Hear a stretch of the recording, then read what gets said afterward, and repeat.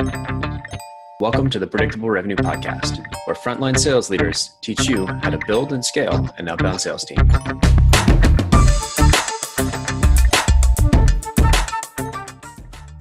Welcome back to the Predictable Revenue Podcast. I'm your host, Collin Stewart. Today, I'm joined by Joey Maller, and we're going to talk remote sales teams. Joey, you're the sales manager at UpCurve Cloud, right? That's correct.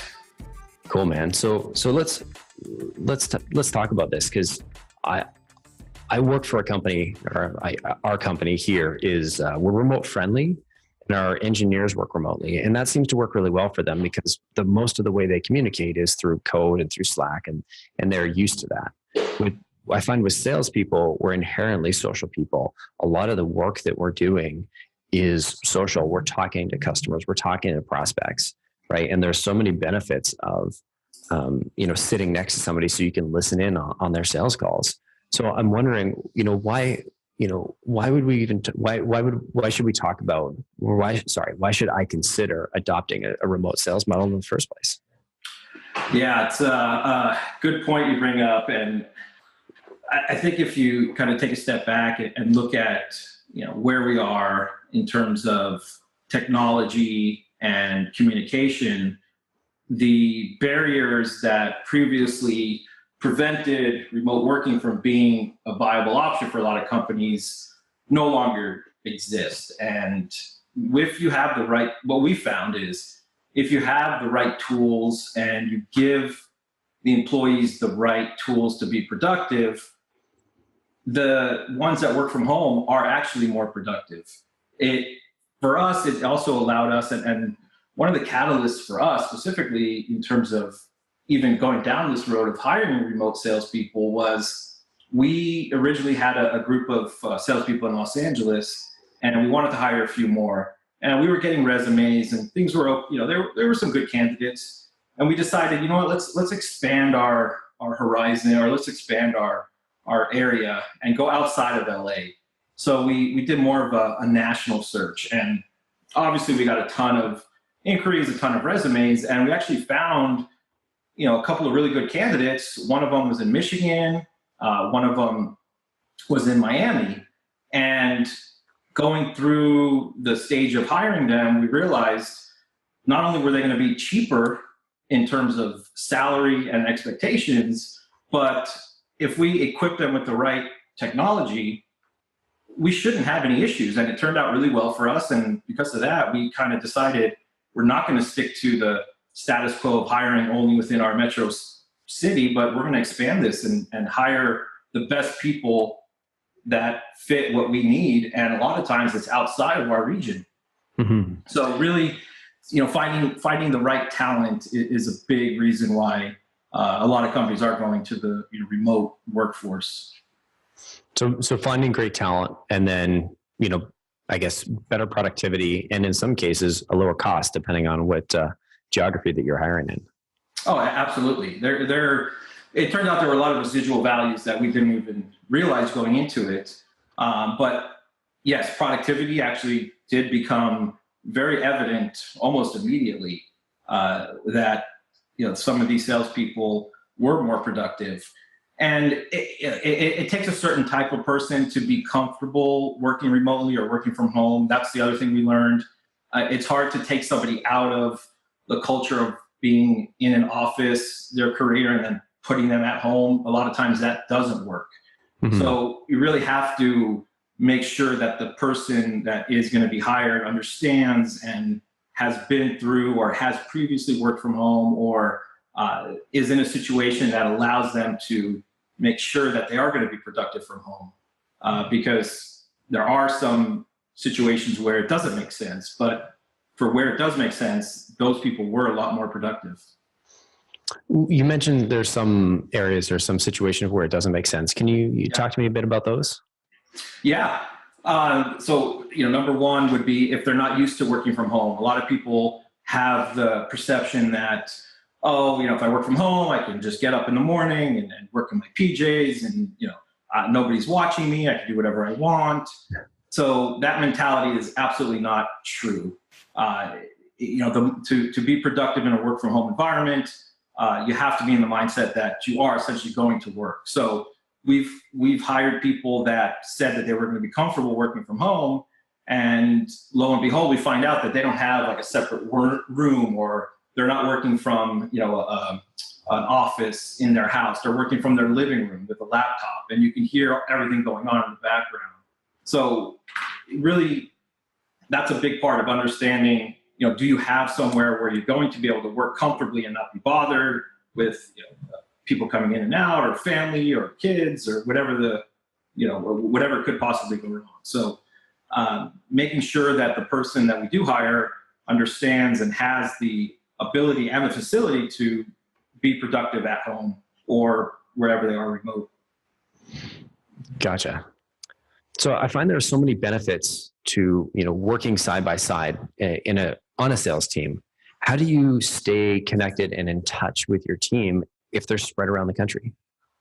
Yeah. Obviously technology has a big part to do with that. We do all of our meetings via video hangouts.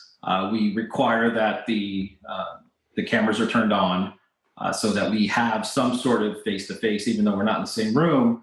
All of our meetings and sales meetings and one-on-one meetings are all done over video chat. We also make sure that we have a very structured cadence of meetings scheduled throughout the week that keeps me engaged with each representative one-on-one and then as a group. So we have 2 group meetings every week, and then I have one-on-ones with each sales rep throughout the week as well. So before you move on, let's jump in. Talk to me about what these meetings are like. What are these group meetings, and what do you cover in the one-on-ones? Yeah.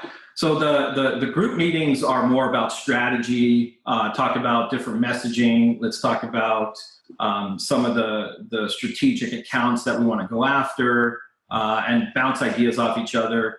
We found that if we open it up to sharing ideas about certain opportunities, that somebody will have an idea that resonates or really clicks with that salesperson. So having an open forum to talk about all of our strategic opportunities is one of those calls. The one-on-one is more deep diving into that individual's pipeline, what leads have come in, what messaging, what's the activity, right? So really just engaging more about that specific person's sales pipeline. And then the second group meeting that we have is to just talk about some of the new processes or new opportunities that have come in, and some of the new tools that are available. So we provide multiple SaaS applications, specifically G Suite and Google related, but there's always some new things coming out that we need to make sure everybody's aware of. So one of them is products that you're selling, just so I'm clear. Gotcha. Yep. Yeah. So, we kind of break it up into 3 different categories, where one is more focused on strategic alignment, one's more focused on sales, and one's more focused on product. Gotcha. And so that's the second meeting. It's sort of like the one-on-ones are you're doing your pipeline review, you're checking in on net new leads, how's this stuff going? Are you having any troubles with messaging, that sort of stuff? Then you've got more of a sales team like improvement meeting where you're talking about process and new opportunities. You're sort of brainstorming creative ways to help overcome maybe certain objections, or if a deal's gone cold, how do we reactivate this one? Exactly. And then the third one is sort of a product knowledge meeting, so that people are getting that disseminated, so that they're still in the loop about new products and stuff that's coming out. Exactly. So in that third meeting, who's running that, and who else is involved? Is it just the sales team? No, it's myself, the sales team, and marketing. Gotcha. So we bring marketing in there, and that's something that we found really helpful. Is not too much though, right? Sales and marketing, there's a very fine line there between crossing, stepping on each other's toes, but there has to be synergy there. So we bring the marketing team on for the product call. Since a lot of our marketing people are also remote, that gives an opportunity to, again, do the video conferencing. Everybody's cameras turned on. So even though we're not in the same room, we do get that sense of camaraderie and being able to talk to each other in a nice format. Gotcha. Out of curiosity, is your whole company remote, or is it just the sales marketing teams? Just sales and marketing. We have 2 locations where a big chunk of our developers and engineers sit, but most of the most of the sales people are remote, and then just a handful of our marketing people are remote. That I find hilarious. It's normally, I think with most companies I know, it's the opposite. Is you've got remote engineers and in person everything else. Yeah, you're right. I don't think we intended for this to be the way that we've set up the company, but we started it and we said, you know what, if we can save some costs on real estate and rentals and office space, and put some of that money more towards technology and making sure we improve communication and process, let's do it because it's worth it. That's great. So reshifting our budget also was a big residual value that we realized after the fact, right? After we started hiring more remote salespeople, when we started doing our annual budgets, right, we were able to take a lot of line items out and replace them with a lot less cost line items. Real estate being a big one, office space being office equipment. Yeah, don't need any fax machines or copiers or ink or any of that nonsense. What, a fax machine? What is that? Come on, man. Oh, I know all well what fax machines are. Yeah. So when it comes to staying organized, you've got your weekly meetings. What else do you all do to make sure that you're staying sort of in touch and in sync with each other? Chat communication is huge for us. You should see my, in Gmail, you have the instant messaging right there built in. So at any time I'll have 6 or 7, chats going on at the bottom. We do a lot of group chats. We do have some Slack. Not everyone has adopted it yet. So I think we're on our way to getting more into the Slack world, but using those instant messaging applications has been a great way to just stay communicating in real time. Because if I'm on the road or a salesperson's on the road, I can still chat them, right? They get it on their phone, their laptop, wherever they're logged in. So I'll wait for them to get back to the office to get that message. So instant messaging, video conferencing, group chats are all daily productivity initiatives that we make sure are happening. Gotcha. Do you all ever meet up live with each other? We try to, at least. We say 3 times a year is ideal. We usually do a early in the year, like a sales kickoff, right? Even though we're not that big. We're not like an Oracle who have these big grand kickoffs.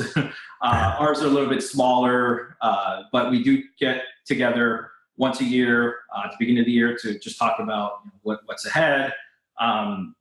Google Next event is the big Google conference that we usually have a booth at. So that's number 2. We all get together there, or at least the key members of the team get together there. And then usually halfway point is another time we'll get together, and then holiday event. So that's not work related so much, but it's more just, again, coming together, loosening up a bit, and really just getting to know each other on a more personal level. Gotcha. And will you fly everybody in for that? Yeah, absolutely. Gotcha. So that it's another great value of being able to cut costs in certain areas is that we now have some extra money to make sure that we can cover travel and expense for these type of events, and for other areas that we may not have, or we may have thought twice about in the past, right? Are we going to spend all that money to bring everyone here when we're already spending all this money? But now that's not even a question. It's built into our budgets. Gotcha. What about things like I think one of the most valuable pieces of having a remote team, an in-person team, is just being able to listen in on, you overhear other calls that are happening in the office, and you can check in on them, or you can jump in, or you can just sit there and listen and say, hey, Jason, I, notice you said this, have you thought about positioning it this way or that way? Right. That the tiny little, piece there, it could have a massive impact on one of your account execs. So how do you sort of make up for, because obviously that's much, much harder to do when you're remote. How do you sort of still provide those coaching opportunities, or make sure that you're still getting the opportunity to do that? Yeah. So, the example you said, I think is with salespeople, it's a little bit different, right? A lot of salespeople are, I want to be able to do this. I want to sell it. And sometimes it has being in an office has the opposite effect, where there's, too much of that going on. Hey, I don't want you listening into my phone calls, or, everyone huddling around and being distractive and making noise. So a lot of times what we've heard, from a lot of the salespeople we've hired is that it's been a blessing in disguise to take them out of that type of environment. Now, the coaching part, a lot of it relies on trust, making sure that they're communicating exactly what they are doing with me so that I can properly coach them. But we also have tools that allow me to understand what's happening and taking some of that data to coach them. So again, technology has played a big part in why we've had a successful, have had a successful remote workforce, because I do have insight to a lot of day-to-day data and activity that in turn can help me coach them on, how to properly align this messaging with this customer, or so on and so forth. Gotcha. So when you say day-to-day activity, we're talking call data, email data, and then their CRM data. Yeah, call recordings if they're doing like Zoom or Google Hangouts, stuff like that. Yep, exactly. Gotcha.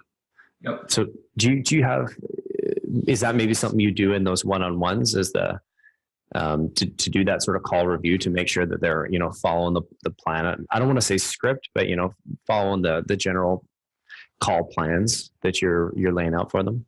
Yeah, absolutely. And we actually have a very specific way about doing stuff like that, because a couple of years ago, we really implemented the challenger sale methodology. So more for us, becoming more solution sales than product selling.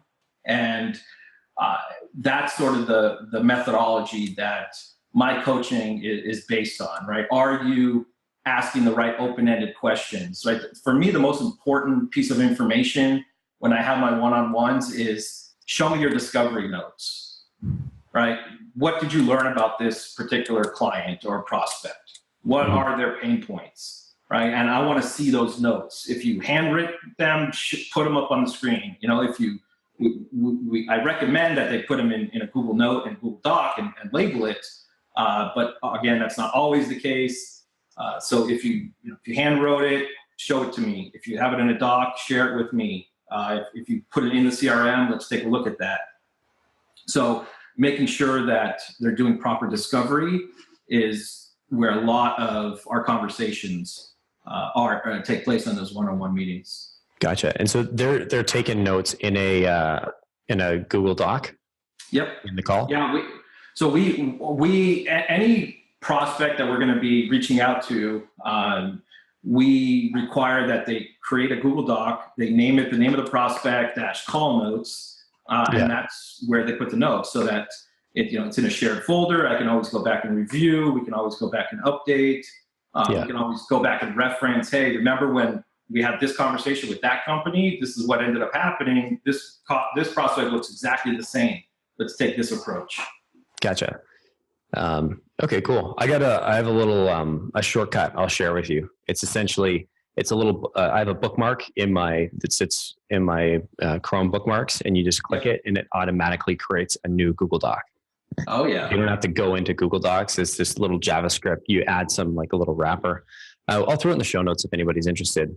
That's a huge time saver, because that's one of the things that the salespeople, I gotta create the doc, Yeah. Even though it takes 10 seconds, right? Everybody wants things to happen automatically nowadays. Yeah, I don't even know if I can. Yeah, there you go. I just pasted it in the chat, but for those of you that can't see the chat, I'll make sure I throw a copy into, or I'll throw a note into the show notes. And I'm just messaging our marketing, VP of marketing to make sure I don't forget to do that. But basically, yeah, that's a great little tip. Yeah, if I did forget, it's JavaScript : window.open left bracket. Yeah, I'll put it in the show notes, but you get the idea. Basically enclosed in a parentheses, and then also the link is enclosed in a single quotation mark. And then it's basically docs.google.com/create. And I probably laid that out in the most confusing way possible. I apologize. Just click the link. Yeah. Have a look at the link in the show notes. And I basically just created a bookmark. And so it's a one click to create a new doc. So help me understand this. So I'm assuming you're not in Salesforce then. We don't have Salesforce. We use Zoho as our CRM, which we've had for many, many years and have spent quite a bit on customizing it. Obviously, we've toyed with the idea of going to Salesforce, but for us, it's just, it's almost like a homegrown CRM that we've custom built based off how we put information in. So that's what we're using. Obviously, G Suite has our main collaboration suite. And there's a lot of integration with Zoho, so we can make sure that data is captured without the rep having to do a lot of mundane, manual tasks. Gotcha. That's fair. And that's sort of the goal of any sales leader, sales operations person, sales enablement person. I want to switch gears because we sort of talked about, benefits, disadvantages, or advantages, disadvantages of having a remote team. Talked about how you stay organized and in touch. I mean, one of the things that is still a blocker for me is salespeople are so social, right? And it can be a really fun atmosphere when you've got a good group of people that are all sort of collaborating and closing and competing against each other. You get your numbers on the board. You've got the gong in the office. We don't have a gong, but you know the idea, right? Without going too Wolf of Wall Street or Boiler Room, how do you keep it fun when everybody's sitting at home, ideally not in their living room, but potentially in their pajamas from the bottom down? Yeah, no, and that is something that we struggled with early on, but we realized, again, coming back to just having the right tools to keep us connected. We do a lot of different gamification and sales contests and various contests to keep everybody sort of focused and keep their eye on the prize. And I mean, to your point of having that in person, right? The whole sales pit floor, set up. Certain type of companies that's ideal for, right? In the world that we live in and how we go to market and the type of customers that we're talking to, it doesn't lend itself to being that type of environment. So I think it depends on the company, the product you're selling, obviously the customer base you're going after, whether or not this type of environment makes sense. And we're seeing more and more type of environments make sense for remote salespeople and remote hires. Gotcha. But going back to how we keep it fun, we have different sort of contests. Not always about who sells the most, but who sets up the most calls with C-level executives, right? Who makes the most in-person appointments, or who sees the most amount of companies in person in a given week or quarter. Obviously, we do have sales-related contests, not all the time, but a lot of times we'll do specific spiffs off certain products or upsells. So we're constantly coming up with new ways of keeping it fresh and making sure that there is some fun behind the sales process and cycle. That's phenomenal. I mean, one of our first guests on the show, I think he's either first or second. It was Zach Barney, and he bet his team a push-up for every meeting. Every call they made. And there's a video. I think it's actually a Vine in there somewhere of him doing I think in a day they managed to crank out, or in their power hour they managed to crank out 237 push-ups. So I was interviewing him, and he's just stiff. Hey, Zach. He's I just did nearly 300 push-ups. Wow. No, that's interesting if you say that, because we sort of found out that, similar to him, money isn't the ultimate driver for salespeople, right? It's competition. It's just winning something. It doesn't always have to be money related. And a lot of times, if you incentivize them with something just out of the box, or like to him, push-ups, salespeople are going to get a little bit extra motivated, especially if there's humiliation involved, or something with your boss. Absolutely, you'll see salespeople, their competitive nature just kick in and really, put the pedal to the metal.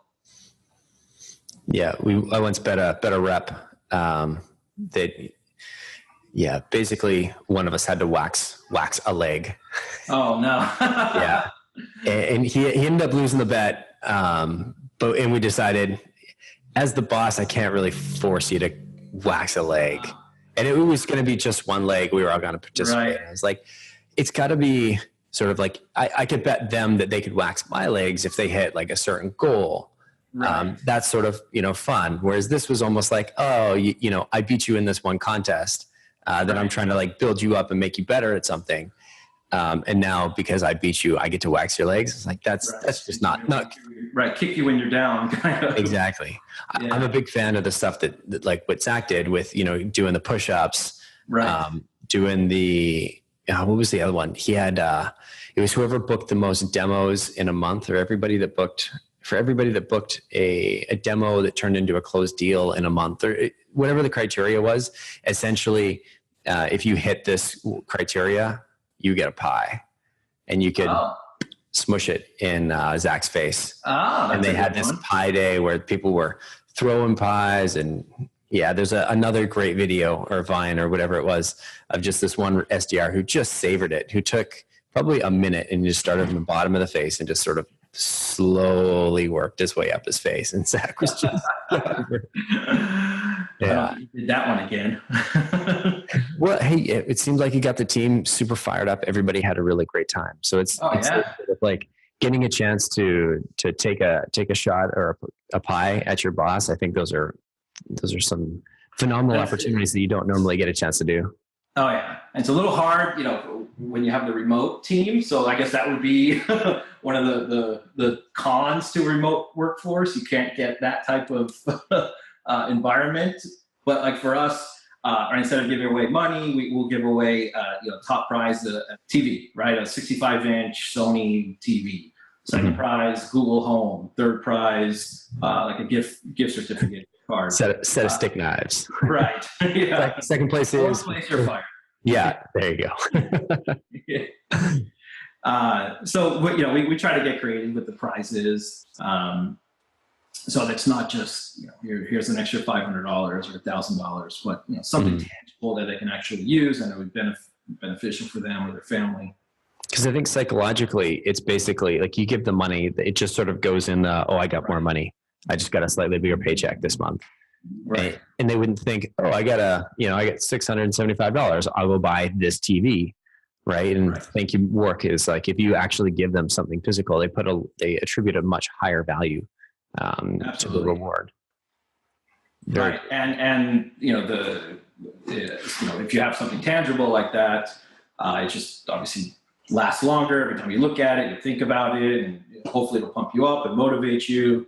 As opposed to to your point, you just get $500, you spend it, it's gone, you forget about it. Don't really have any, after the fact value after that. Yeah, maybe hangover, but that's maybe not value. Yeah. Whereas the 65-inch TV, you're sitting there looking at it going, yeah, I really rocked that. Right. I earned that. I didn't have to pay for it. Yeah. And now I'm sitting here enjoying the benefits. Right. So we've talked about some of the ways to sort of make it fun. Let's talk about some failures. Tell me about some things that have gone wrong, because I don't imagine it's all been cream. Yeah, it took us a while to really understand the questions to ask before hiring, to make sure that this person is not only good for us as a salesperson, but their mindset is there to be a productive work from home person. It does take a certain type of mentality. It takes a certain type of person that's in a certain comfortable environment wherever they are. So we've absolutely had some failures in the sense of hiring some people that we assumed were going to work out great, but turned out that they didn't have an office to work out of. So again, it was really difficult to do phone calls. They didn't want to put their camera on because they're in their living room. So we've had a couple of employees that we've hired that fell into that category, and that was early on. So that we've learned from that to make sure we ask, do you have a proper working area? If not, this is probably not going to be a good candidate. We hired, so I'm on the West Coast, I'm in California, and we hired somebody in New York, and the time barrier early on, before we implemented some technology, the time difference was a little bit of a barrier, right? By the time that I got in and started following up with them, I realized that they were probably just slacking for the first few hours, and then obviously they stop 3 hours ahead of me, so they're not really being as productive as I assumed they were going to be. So that was something that we learned, that since we're on different time zones, we have to make sure that everyone understands their start time, right? And making sure that they work as if they are going into an office, right? That's one of the biggest pieces of value that I can offer somebody who's going to work remote. When you get up, right? I mean, shower, right? Put on clothes and act as if you're going into the office. Mm-hmm. Go outside, go for a walk, get Starbucks if that's what you do every morning. Yep, exactly. Yeah. Now you'll fall into some habits every now and then, but as long as you keep your mindset right, your work-life balance is going to make you a lot happier, which in turn we found makes you more productive. Totally. I specifically, so I work from home one day a week, and okay. I find, there's some days where, I know exactly what I need to do, and I wake up and I'm like, yeah, I'm going to sit down and just power through this. And I just have a hugely productive morning. There are other times where I wake up and it's sort of, don't have quite that motivation. The house is nice and warm. It's very conducive. It feels like a weekend. It's tempting to just, have your breakfast and then sit on the couch. And when I'm feeling like, okay, I'm feeling that lazy mode coming on, I'm like, I got to go out and go for a walk and just get outside. And I feel like sometimes it's just the act of being outside, walking around the block. I'll walk down the street, grab a cup of coffee. I'll go to the coffee shop that's a little bit farther so that I have to, really stretch my legs. And then when I come back, it's the cold air that's sort of, being outside, the wind, the whatever, sort of gotten me back to a place where I'm like, hey, I've been outside now. I'm awake. This isn't Saturday morning. I'm not watching my cartoons. That's right. Time to go to work. Right. Yeah, exactly. Yeah. No, you're absolutely right. And that's, I can't stress that enough to people who work remote. Because you can get stuck in that doldrum of, just being locked in that office and powering through, but you have to just step away every now and then, go outside, get some fresh air, right? Because if you were, if you think about it, if you were in an office, right, well, you would probably go have lunch with your colleague, right, or go get some coffee with your colleague. That doesn't happen anymore. So you have to insert, some breaks there, although they're going to be different because you're at home, right? Whatever you can do to just step away for a few minutes, clear your head is absolutely valuable. Because without all the distractions, it is so much easier to just sit there and work for a very long period of time without, realizing, oh, geez, all of a sudden it's 7, 8 o'clock at night. Yep. Yeah.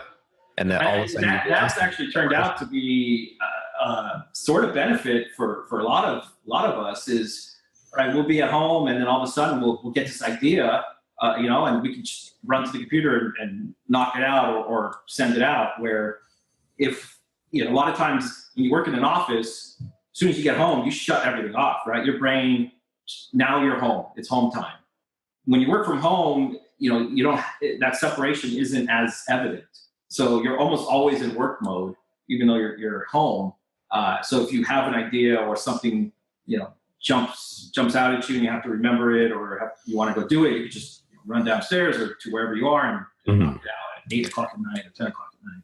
Yeah, it's not that you're always in work mode. It's just that you're always able to quickly switch back into work mode and sort of. Right.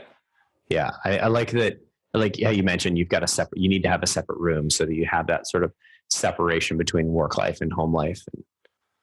Oh yeah, I mean, I luckily have in my house I have a separate room that is considered my office. I have a sign out front, do not disturb if I'm on a call. Yeah, it doesn't always work, but for the most part, it's worked because I'm one of those one of the people who have kids, and that could definitely be a distraction sometimes if they're home. But again, if you just set it up properly and you put some rules in place, most of the time that shouldn't be that big of a distraction. If it is, then you're just not ready to be that work from home person. That's fair.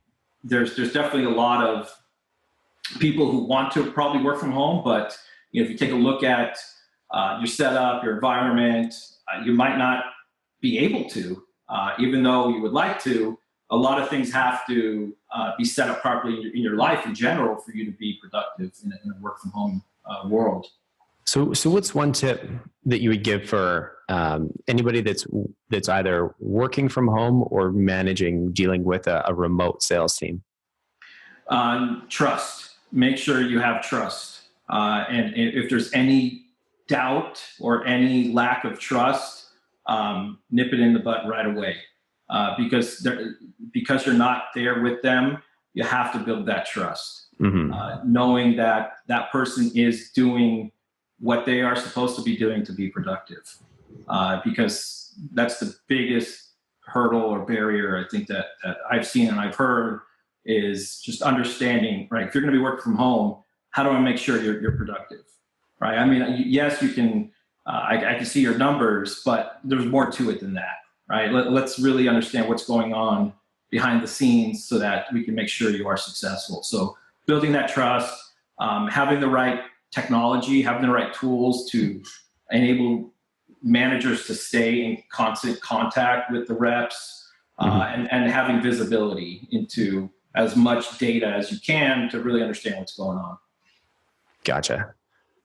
I love it. I think the one thing that's sort of outside the sales realm that we started doing is, so one tactical tip for me, and we don't have a remote sales team, but we have had remote sales reps. We do have one remote rep right now who's on the sales side, sales and coaching side, is the sort of, if one person is remote in a meeting, then everybody's remote. And that means you don't have a group full of, people all sitting here talking together. And then you've got that poor, crappy, speakerphone sitting in the middle of the room, and whoever's on the call has no way of interrupting and has no way of sort of, chiming in or even understanding like who's saying what. Those systems are just, they're okay, but they're not great. Right. Having everybody plugged into a meeting like this is just so much more powerful. Absolutely. And so another tip is make sure you pay extra for the best internet connectivity you can get in your area. Don't go cheap on internet, because it is absolutely critical that you have enough bandwidth to support these video conferences, and you don't want to come across as you have bad technology or bad phone system. So spend extra. Most likely the company will pay for it to get whatever the highest internet bandwidth you can get. Fantastic. Joy, I can't thank you enough for coming on the show. I think this has been super valuable. We've got one last sort of surprise segment. It's called Cold Call Me. So I told you you get a chance to pitch one of your products. Sure. I'll give you the option to, but you have to do a little role playing with me. And I'm going to work on my objection handling. Yeah. Because I've been told I've been a little bit too soft in the past. I'll be prepared. Okay. All right. Ring, ring. Hello. Hi, Collin. Yep. How are you today? This is Joey from. I guess I should decide which. Yeah. Sorry, that was your call. That's the end of the podcast. All right. You ready? Yep. Cool. Ring, ring. Hey, this is Collin. Hey, Collin, it's Joey from UpCurve Cloud. How are you? Very busy. How'd you get my number? Oh, well, actually, I met you at Google Next recently, if you recall. We were at the booth with the spinning wheel. You showed some interest in getting some cloud applications set up through Google. Is that something you have a few minutes to talk about now? I'm really busy, just about to step into a meeting. Well, one of the pain points that you mentioned to me when we briefly chatted was that mail delivery was an issue. You were getting a lot of spam and you weren't able to backup archive your email.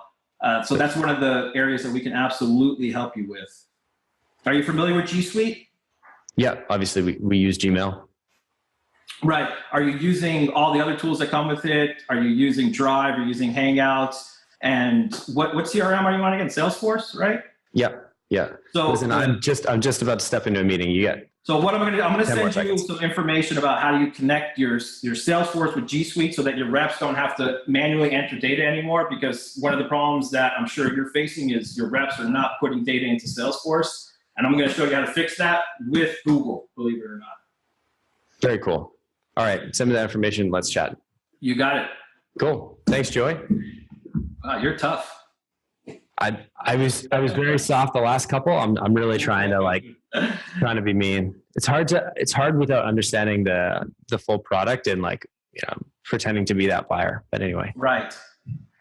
I want to say that's our core competence is the Google side of stuff. So even though obviously we use a lot of other tools to help us in the sales world and the management world, for us as a company, that's our core competence.